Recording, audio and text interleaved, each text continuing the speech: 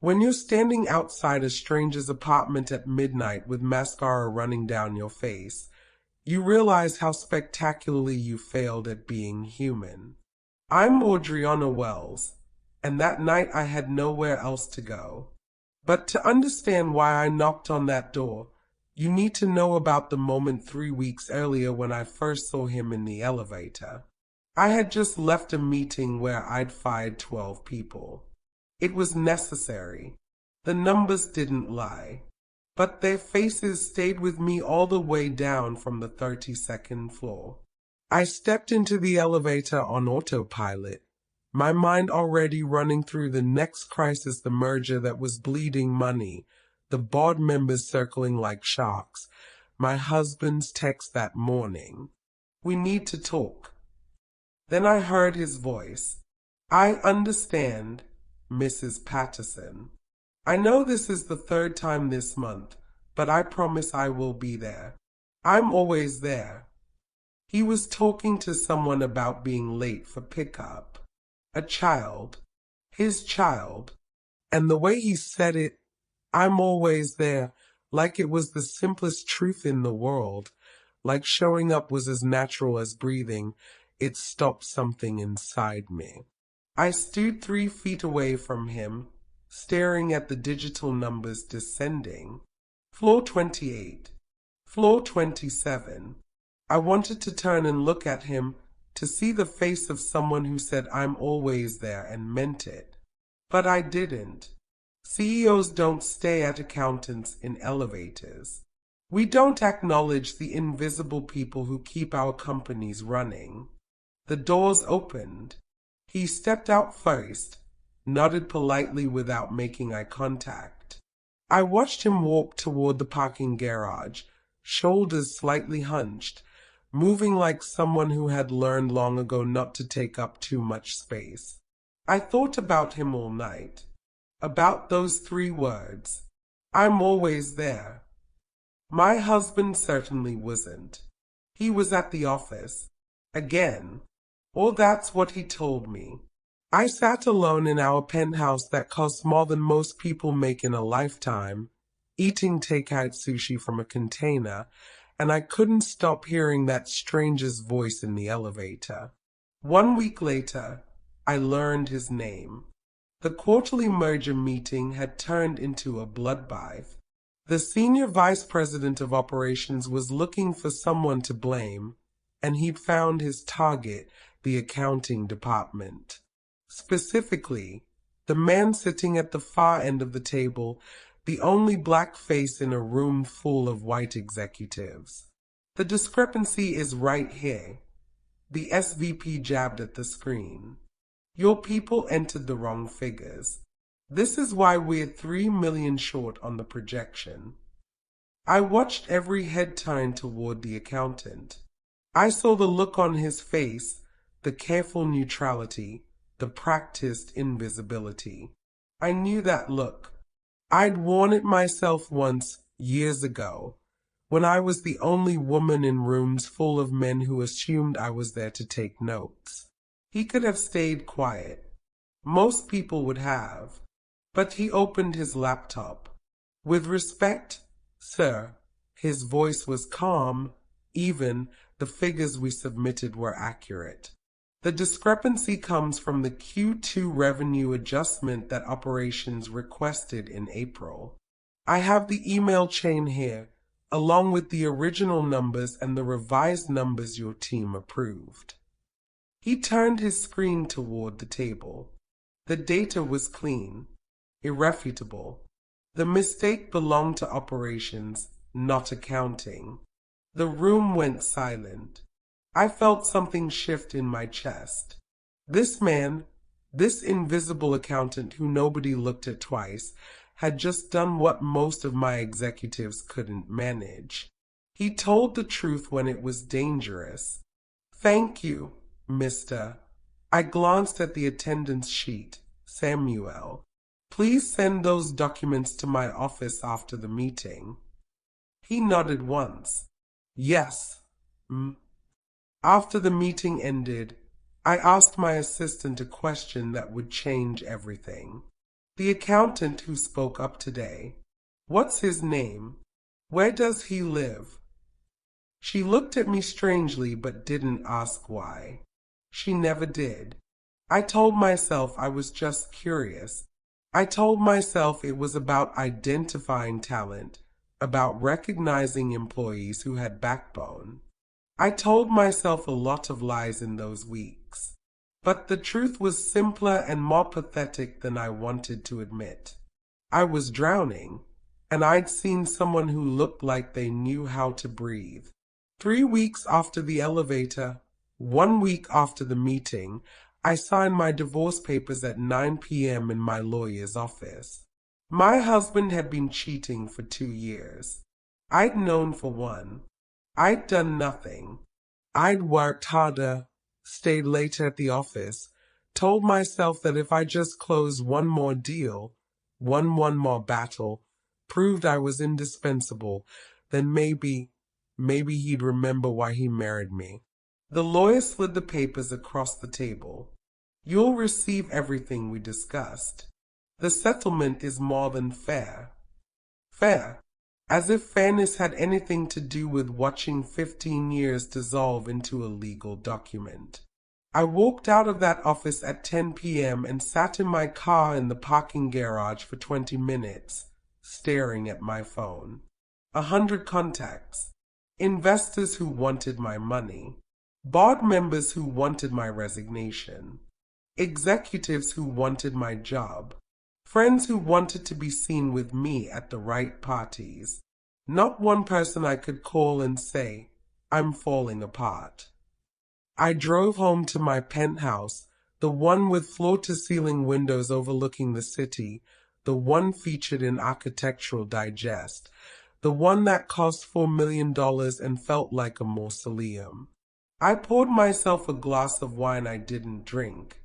I sat on my white leather couch that cost more than a car, and I thought about the man in the elevator. I'm always there. I pulled up his employee file. Randy Samuel, age 34, single father, lives in Riverside Commons, apartment 4B. Accounts payable, 7 years with the company. No disciplinary actions. No promotions either. I stayed at his address for 10 minutes. Then I grabbed my keys. The drive took 15 minutes. His building was small, modest, the kind of place where people actually lived instead of existed. I sat in my car outside for another 20 minutes, watching lights flicker on and off in different apartments. Families. Real people with real lives. What was I doing? I was a CEO showing up uninvited at an employee's home at midnight. This was insane. This was inappropriate. This could destroy both our careers. But I couldn't make myself start the car, because the alternative was driving back to that penthouse, back to the silence, back to the crushing realization that I had everything I'd ever worked for and absolutely nothing that mattered. I got out of the car. The elevator in his building smelled like cleaning products and old carpet. It creaked on the way up. I stood there watching the numbers climb, 2, 3, 4, and my heart was pounding so hard I could hear it in my ears. This was a mistake. I should leave. The doors opened. I walked to apartment 4B and stood outside the door for a full minute before I knocked. Soft. 3 times. The second stretched. Maybe he was asleep. Maybe I could just leave. Maybe. The door opened. Randy Samuel stood there in sweatpants and a faded t-shirt, his expression moving from confusion to recognition to something I couldn't quite read. Ms. Wells.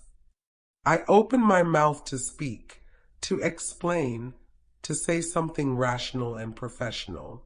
Instead, I felt my throat close up. I felt tears, hot and sudden, spilling down my cheeks. I know this is crazy.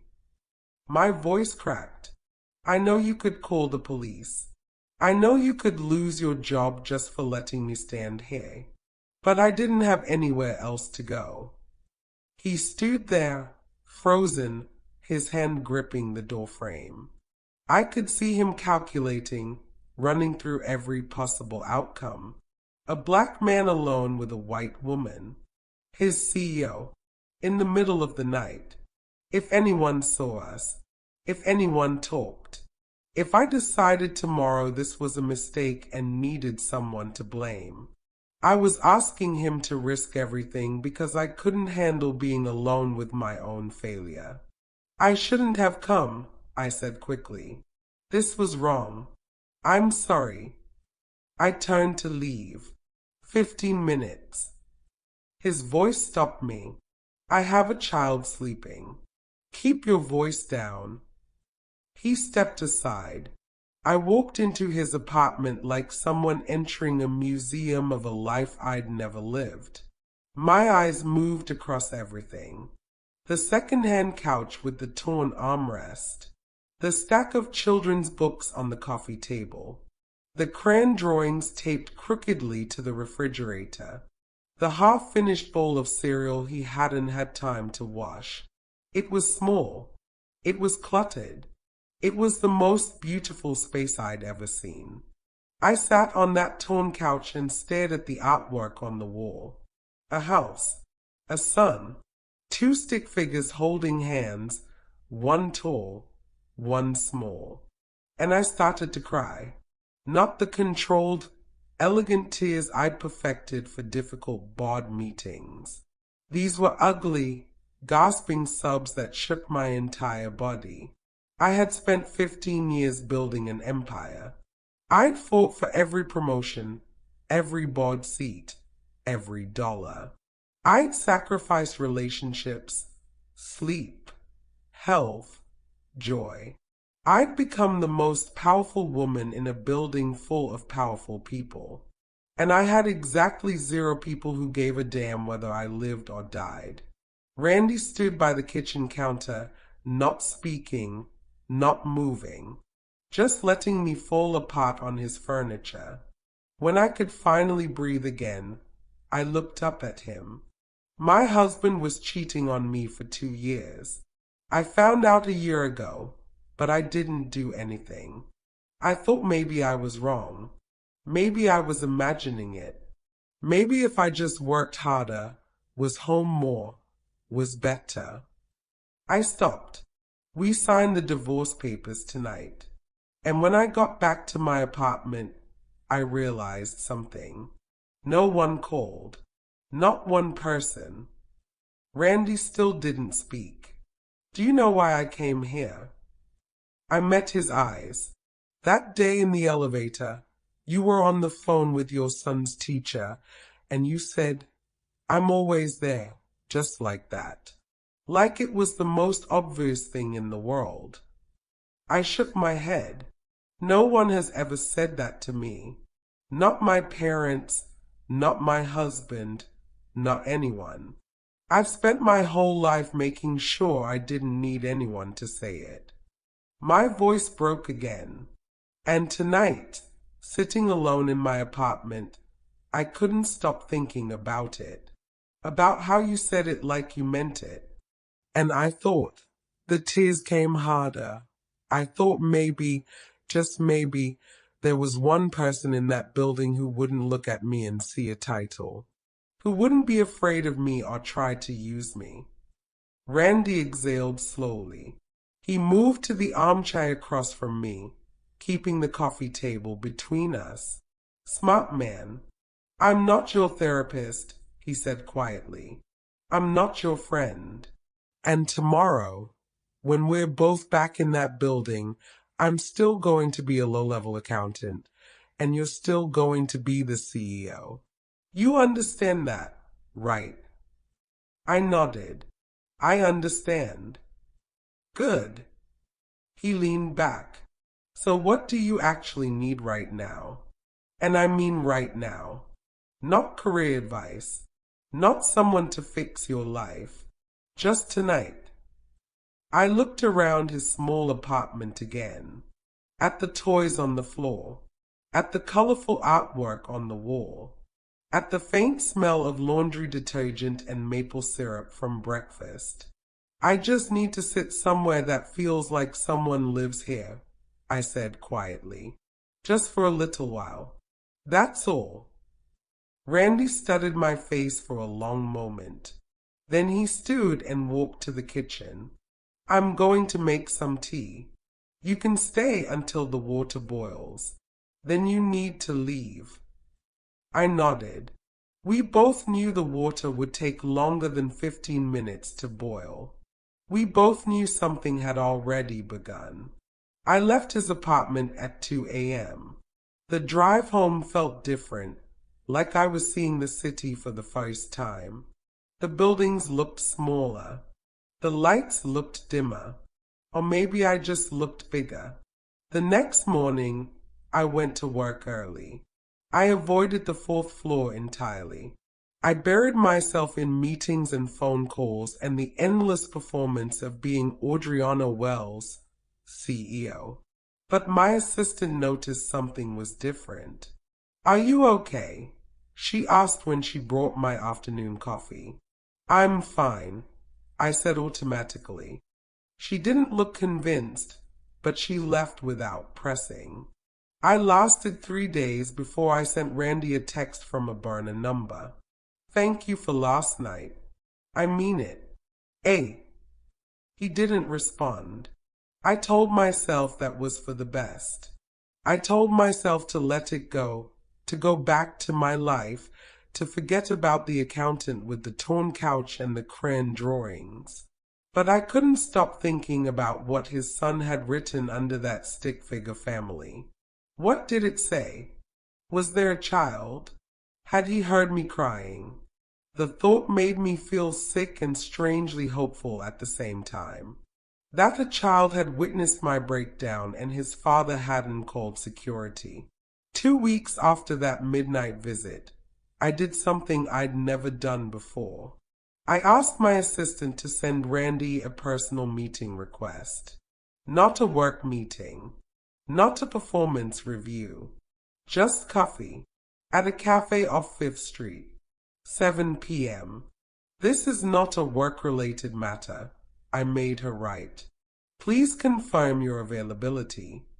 She looked at me like I'd grown a second head, but she sent it. He confirmed with a single word. Confirmed. I changed my outfit 4 times before leaving the office. I settled on jeans and a gray sweater, nothing that screamed CEO, nothing that whispered power. Just clothes. Just a person.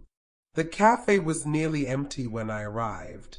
I got there early and sat in a corner booth, watching the door like a teenager on a first date. When Randy walked in, I stood up, then immediately felt stupid for standing. Should I shake his hand? Should I wave? Should I? He solved the problem by sliding into the booth across from me without any greeting. I wasn't sure you'd come, I said. I wasn't sure either. I smiled, but it felt wrong on my face. Forced.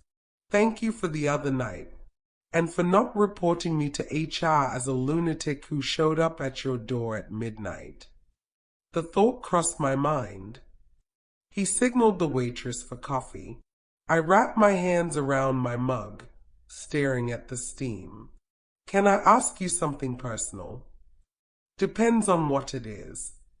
Have you ever been envious of someone? Truly envious? Not jealous of what they have, but envious of who they are. Randy considered the question. Envy is a luxury, he said finally. I don't have time for it. I'm too busy trying to get through the day.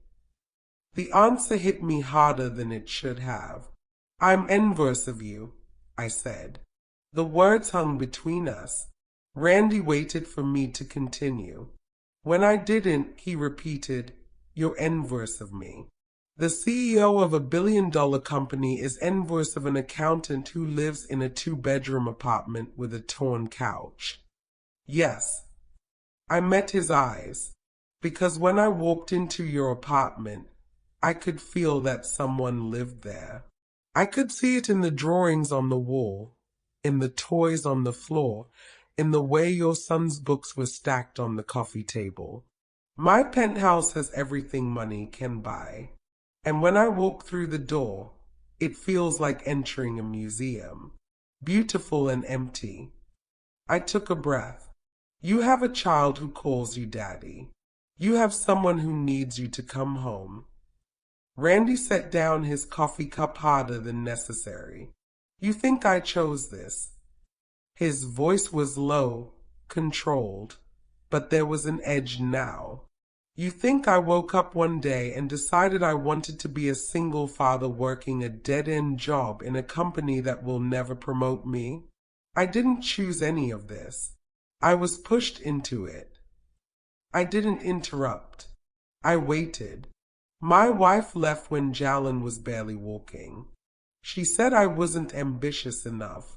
She said I was too careful, too safe, too afraid to take risks.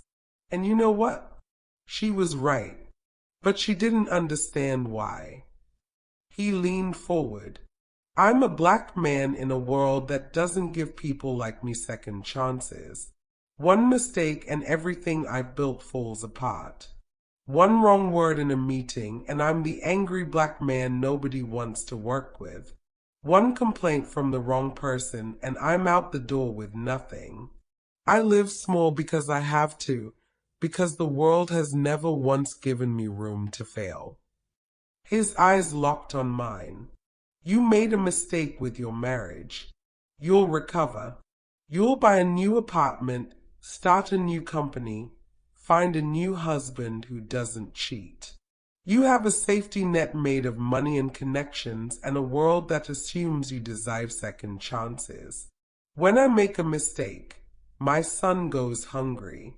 When I take a risk, my son pays the price. The silence that followed felt like falling. So don't sit there and tell me you're envious of my life, Randy finished quietly. You have no idea what this life costs.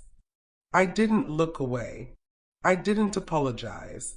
I didn't make excuses. I just sat there, absorbing every word like someone being told a truth they'd always suspected but never wanted to hear. You're right, I said finally. I don't understand, but I want to. Something shifted in his expression. Why? He asked. Why do you care what I think? I took a long breath. Because you're the first person in years who has talked to me like I'm a human being and not a position. Everyone else either wants something from me or is afraid of me. You're neither. And I don't know what to do with that. Randy leaned back, studying my face. For the first time since I'd knocked on his door, I didn't feel like he was looking down at me or up at me. He was just looking at me. And I realized that was all I'd wanted. The rumors started exactly 2 weeks later. Someone had seen us at the cafe. I didn't know who. Maybe the receptionist, maybe the marketing manager who seemed to be everywhere at once. It didn't matter. The story spread like poison through the building. Did you hear about the CEO? She's sleeping with that accountant from the 4th floor. The black guy. That's why he's still here. That's why she meets with him. I heard the whispers in the executive washroom. I saw the sideways glances during board meetings. One of my directors had the audacity to ask me, in front of 3 other executives, is there any truth to the rumors about inappropriate relationships affecting your judgment? I should have shut it down immediately. I should have threatened lawsuits and terminations. Instead, I laughed. Actually laughed. If I was sleeping with every man the rumor mill paired me with, I wouldn't have time to run a company. Next question. But the damage was done.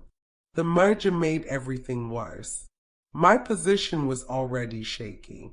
The new board members wanted me gone, and rumors of a CEO involved with a subordinate gave them exactly the ammunition they needed. I started getting calls, investors expressing concern, board members suggesting I take some time, lawyers asking if I needed legal counsel for personal matters. And through it all, Randy stayed silent. I wanted him to. I needed him to. But part of me, a small, selfish part, wished he would stand up in a meeting and tell them all to go to hell. He didn't. The HR investigation was inevitable. I was called in on a Tuesday afternoon. Mrs. Bradley, the HR director, sat across from me with her reading glasses and her carefully neutral expression. Ms. Wells, there have been allegations regarding your relationship with Mr. Samuel from accounts payable. Allegations, I repeated, that you and Mr. Samuel are engaged in a romantic relationship, that you've been meeting outside work hours, that there may be favoritism involved. I could have told the truth. I could have explained that Randy was the first person in years who treated me like a human being, that we'd talked, that something undefined and complicated had grown between us. I could have fought. Instead, I chose the path I'd always chosen. Survival. Mr. Samuel and I have met a few times, I heard myself say. Strictly professional. I've consulted him on accounting matters related to the merger. There's nothing personal between us. The lie tasted like battery acid. Mrs. Bradley nodded. Very well. We'll note your statement in the file. I walked out of her office and saw Randy at the end of the hallway. He was standing just outside the boardroom, too far away for me to read his expression clearly. But I knew he'd heard everything. Our eyes met for exactly 3 seconds. Then I turned and walked away. I didn't sleep that night. I sat in my penthouse with all the lights off, staring at the city below, and I thought about the person I'd become. 15 years ago, I was a junior analyst fighting for every scrap of respect. I'd sworn I would never compromise, never lie, never throw someone under the bus to save myself. And today, I denied Randy's existence to protect a job I didn't even want anymore. My phone buzzed at 3 a.m. A text from an unknown number. You told me not to be afraid of anyone. You told me brave people don't run away. It wasn't signed, but I knew it was from Randy's son. Somehow, Randy had let his 5-year-old use his phone to send me a message. Or maybe I was losing my mind. I stayed at that text for an hour. Then I started packing. The next morning, I walked into the CEO's office for the last time. I drafted my resignation letter in 20 minutes. 2 paragraphs. Clean. Simple. Effective immediately. I handed it to my assistant at 9:15 a.m. Schedule a board meeting for 10 a.m. I need to make an announcement. She looked at the letter, then at me. Are you sure about this? For the first time in months, I smiled and meant it. I've never been more sure of anything. The board meeting lasted 15 minutes. I resigned. They accepted. We shook hands. Professional. Cordial. Empty. I walked out of that building at 10:30 a.m. and never looked back. But there was one more thing I needed to do. I went home and started packing boxes. My penthouse, my prison, my museum of a life that looked impressive and felt hollow. I was halfway through the bedroom when my doorbell rang. I wasn't expecting anyone. I opened the door. Randy stood there in his white clothes, slightly out of breath, like he'd run up 30 flights of stairs instead of taking the elevator. I went to HR this morning, he said without preamble. I told them the truth. I told them we're friends. I stared at him. Why? Because I was a coward yesterday. I chose my fear over you, and that's not who I want to be. It's not who I want my son to see. He looked past me at the boxes, the half-empty rooms. What's happening here? I stepped back, letting him inside. I resigned this morning. The board was going to force me out anyway, so I decided to leave on my own terms. I gestured at the boxes. I'm not sure where I'm going yet. First time in my life, I don't have a plan. Randy walked slowly through the living room, taking in the expensive furniture, the stunning view, the empty space that had never felt like home. You're not going to miss this, he said. No. I sat on the arm of my white leather couch. I spent 15 years climbing to get here, and now that I'm leaving, I can't think of a single thing I want to take with me. Randy turned to face me. I owe you an apology. What I did yesterday, denying you in front of HR, that wasn't about you. It was about me. About all the years I spent making myself small because I thought that was the only way to survive. I shook my head. You don't owe me anything. I'm the one who showed up at your door uninvited. I'm the one who pulled you into my mess. You gave me something I didn't know I needed, Randy said. A chance to see myself through someone else's eyes. Someone who wasn't judging me or afraid of me or trying to use me. And I wasted it because I was scared. He took a step closer. I don't know what we are. I don't know what this is or where it goes. But I'm done pretending you don't exist. I'm done pretending that the only way to protect myself is to push away everyone who gets close. I looked at him for a long time. Then, slowly, I smiled. The first real smile I'd felt in months. Jalen asked about you, Randy added softly. He calls you the teddy bear lady. I laughed, actually laughed, and the sound filled my empty penthouse in a way nothing else ever had. 3 months later, I was sitting on the floor of my new apartment across town. It was small, 1 bedroom. The rent was a fraction of what I'd paid for the penthouse. It was perfect. I'd taken a consulting job with a nonprofit that helped women start their own businesses. The pay was terrible. The work was exhausting. And for the first time in 15 years, I woke up excited to go to work. Randy and I talked on the phone most nights. Long conversations about nothing and everything.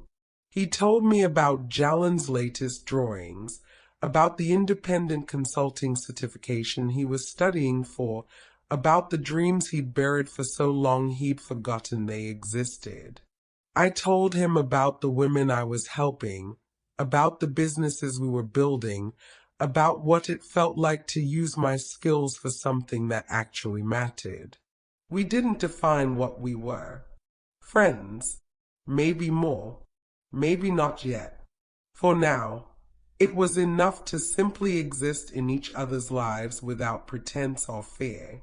Every other week, I visited their apartment. I'd sit on the floor with Jalen and look at his drawings, read him stories before bed, laugh at jokes that only made sense to a 5-year-old. One night, after Jalen had gone to sleep, Randy and I sat on that torn couch drinking tea, and he asked me a question. Do you regret it? Giving up everything you built? I thought about the corner office, the billion-dollar deals, the magazine covers, the power. Then I thought about the 5-year-old who called me the teddy bear lady, about the man sitting next to me who had taught me what I'm always there actually meant. I didn't give up everything, I said quietly. I gave up the things that were killing me to keep the things that make me want to stay alive. Randy nodded slowly. That's the bravest thing I've ever heard. We sat in comfortable silence, and I looked at the crayon drawings on his refrigerator. One of them was new. 3 stick figures holding hands. One tall, one medium, one small. Underneath, in wobbly kindergarten letters, Jalen had written, "My family." I stared at that drawing for a long time. Then Randy took my hand, and for the first time in my entire life, I understood what it meant to be somewhere I belonged. Not because of what I'd accomplished, not because of what I could offer, not because of my title or my bank account or my last name, just because I'd shown up and kept showing up, just because I was there, always there.